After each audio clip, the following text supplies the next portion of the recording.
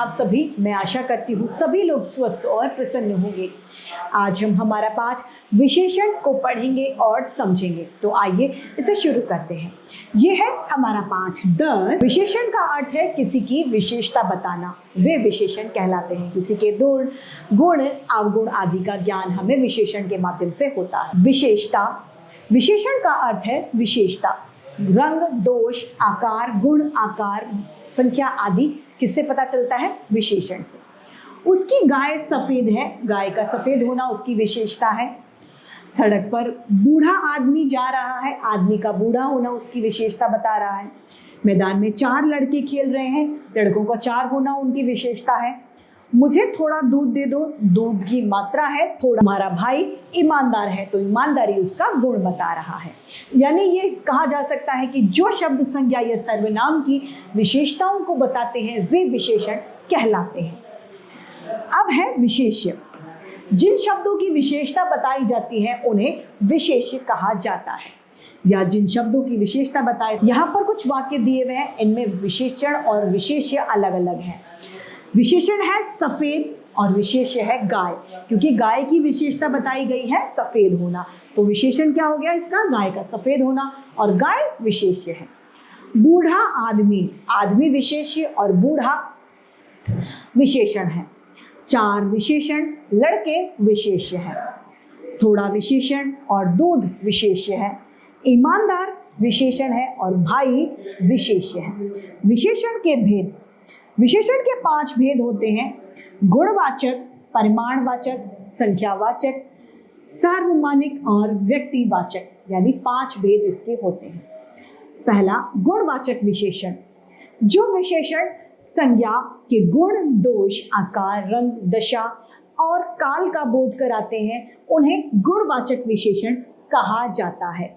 जैसे कि गुण है अच्छा आदमी, भला आदमी, ईमानदार, परिश्रमी, चतुर किसान, भाग्यशाली मनुष्य। ये क्या है? गुण है किसी के। अब दोष क्या है? बुरा लड़का, बेईमान दुकानदार, भ्रष्ट अफसर, काला आदमी, मक्कार व्यक्ति, झूठी महिला आदि इसका उदाहरण है दोष के। रंग है काला, नीला, पीला, जैसे काला घोड़ा, पीली कमीज, गोरी मैम, नीला आसमान, धानी साड़ी आदि ये रंग है। आकार गोल, चौकोर, चौड़ा, पतला, ये सभी आकार है। दशा बीमार, कमजोर, सूखा, स्वस्थ, निरोगी, नवीन आदि ये सभी आकार में आते हैं। काल यानी समय का बताते हैं, नया, पुराना, साय, प्राचीन काल, ये सभी क्या है? काल में आते हैं। दूसरा है परिमाणवाचक विशेषण।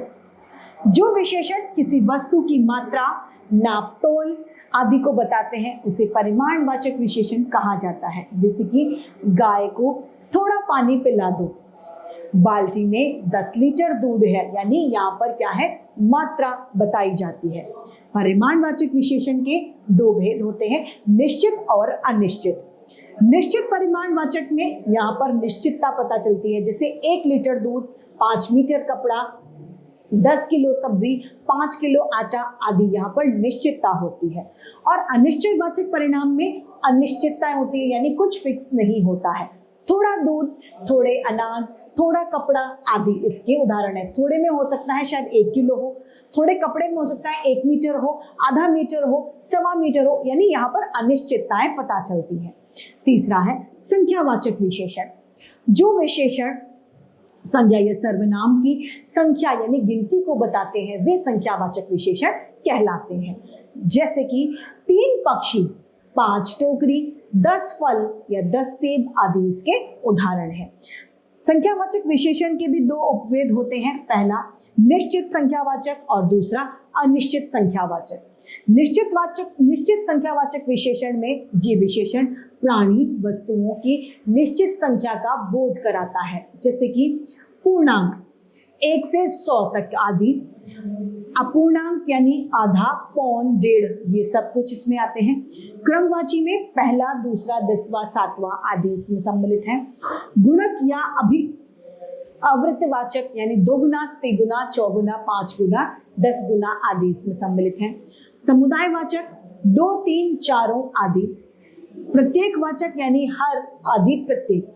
अब अनिश्चयवाचक संख्यावाचक विशेषण में ये विशेषण प्राणियों और वस्तुओं की अनिश्चित संख्या का बोध कराता है। जैसे कि कुछ बच्चे, थोड़े लोग, बहुतेरे देशभक्त, कम दर्शक, सब दर्शनार्थी आदि इसके उदाहरण है। यहाँ पर ये जानने वाली बात है कि कुछ शब्दों का प्रयोग परिमाणवाचक और संख्यावाचक दोनों विशेषणों के लिए किया जाता है, जैसे कुछ, बहुत, कम, थोड़ा आदि। सार्वमानिक विशेषण जो सर्वनाम शब्द संज्ञा शब्दों से पहले आकर विशेषण का कार्य करता है उन्हें सार्वमानिक विशेषण कहा जाता है। जैसे कि यह लड़का बहादुर है, लड़के का बहादुर होना इसका विशेषण है। वह आदमी कहाँ चला गया, कोई छात्र तो यह काम करेगा ही।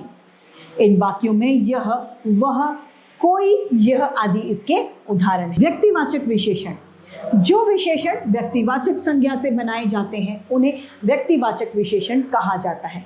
पाकिस्तानी सेना, भूटानी कुत्ता, चीनी लोग, नेपाली पहनावा, कश्मीरी सेब, बनारसी साड़ी आदि उसके उदाहरण हैं। प्रविशेषण वे होते हैं जो विशेषण की भी विशेषता को बताते हैं, वे प्रविशेषण कहलाते हैं। बहुत चालाक एक विशेषण है और उसमें भी बहुत चालाक होना तो वो प्रविशेषण है। दिव्या अधिक सुंदर है, सुंदर एक विशेषण है, उसका अधिक होना सुंदर प्रविशेषण है। अब है विशेषण की अवस्था। विशेषण की 3 अवस्था होती हैं, मूल अवस्था, उत्तरावस्था और उत्तमा अवस्था। 3 अवस्थाएं होती हैं। सबसे पहले है मूल अवस्था। इसमें विशेषण अपनी मूल अवस्था में होता है, जैसे यह कमरा बड़ा है, वह अच्छा है और तुम सुंदर हो, या फिर रमा सुंदर लड़की है। यह एक मूल अवस्था है। उत्तरा अवस्था है, इस अवस्था में किसी की से तुलना की जाती है, यानी कंपैरिजन यहाँ पर होता है। यह कमरा उस कमरे से बड़ा है, वह अपने भाई से अच्छा है, रीना तुमसे। अब उत्तमा अवस्था, इस अवस्था में विशेषण को सबसे ज्यादा सुंदर या सबसे ज्यादा अच्छा बता दिया जाता है। यह कमरा सबसे बड़ा है, वह अपने भाइयों में सबसे अच्छा है, तुम घर में सबसे सुंदर हो, यानी यहाँ पर सबसे तुलना कर दी जाती है और सबसे अच्छा घोषित किया जाता है, वो है उत्तरा अवस्था। उत्तमा अवस्था। विशेषण शब्दों की रचना। सबसे पहले विशेषण है संज्ञा शब्दों से बनते, दूसरा सर्वनाम शब्दों से, तीसरा क्रिया शब्दों से और चौथा अव्यय शब्दों से। पहले हम पढ़ेंगे संज्ञा शब्दों से विशेषण का बनना। लालच लालची, धन धनी, पर्वत पर्वतीय, दया दयालु, वर्ष वार्षिक, परिवार पारिवारिक, भारत भारतीय, अर्थ आर्थिक, स्थान स्थानीय, रंग रंगीन, प्रतिभा प्रतिभाशाली। दूसरा है सर्वनाम शब्दों से विशेषण का बनना। तुम तुम्हारा, जो जैसा, कौन कैसा, यह ऐसा, मैं मेरा, हम हमारा, आप आपसी आदि। तीसरा है क्रिया शब्दों द्वारा विशेषण का बनना। पढ़ना पढ़ाकू, भूलना भुलक्कड़, टिकना टिकाऊ, बनाना बनावटी, चलना चालू, कमाना कमाऊ, तैरना तैराक, अड़ना अड़ियल, पालना पालक, खाना खाओ। अव्यय शब्द है ऊपर, विशेषण है ऊपरी, भीतर भीतरी, बाहर बाहरी, नीचे निचला, पीछे पिछला, आगे अगला। ये है क्या अव्यय से विशेषण में बदला। तो इसी के साथ हमारा ये पाठ समाप्त होता है विशेषण। आज के लिए इतना ही, फिर मिलते हैं, धन्यवाद।